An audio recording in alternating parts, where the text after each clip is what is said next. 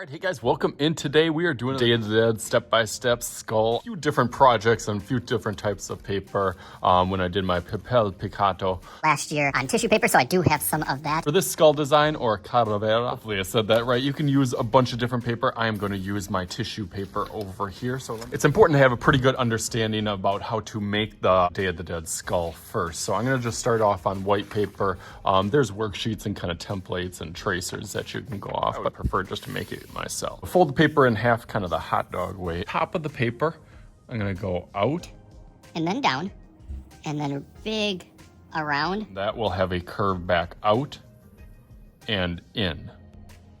And that's the basic of the shape for the skull. There are so many different variations and varieties that you can do the outside and the inside. I'm gonna do some of those simple shapes and patterns that I've seen on multiple ones. Almost everyone has a large eye.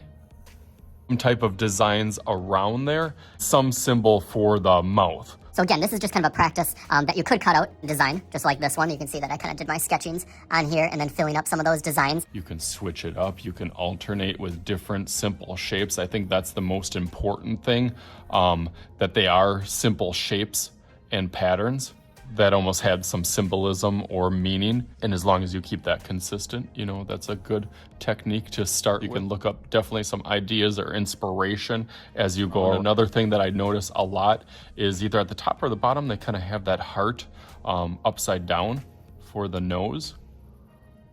So that's just like a curved line going this. So again, I'm only doing half of it because I'm knowing that I'm going to cut this out on each side, and then when I open it up, then it's going to have kind of that twofold to it. Mouth for this one, I'm going to switch it up and kind of go up, down, up, down. Might actually switch this up and do a little zigzag. I just cut out whatever that I want from here. Cut that out once I'm pretty comfortable with that design and cutting out some of the shapes. A couple little tips that I did is folding it in half to get some of those little scissor cuts. You'll see that when I go through folding this part in half.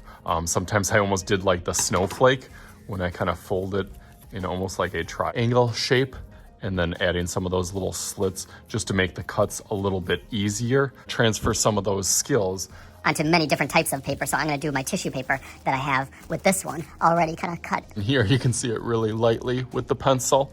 Go through that real quick.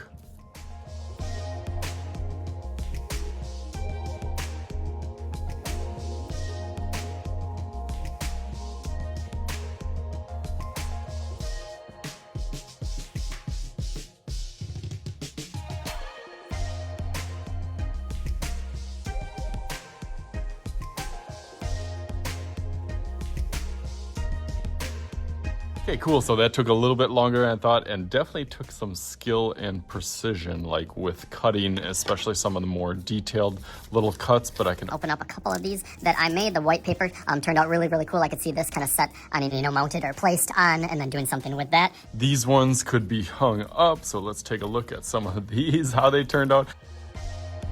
Parts of that worked for the bigger designs, but doing some of those really intricate cuts was a little bit tricky, like the Papel Picado that we made. You can string these up in your room or classroom. These all paper as well, and then done something with that. But all sorts of different options, ideas here. So hopefully you guys had some fun with this. As always, I am Mr. Shooty. This is Mr. Shooty's Art Channel. We'll talk to you guys later.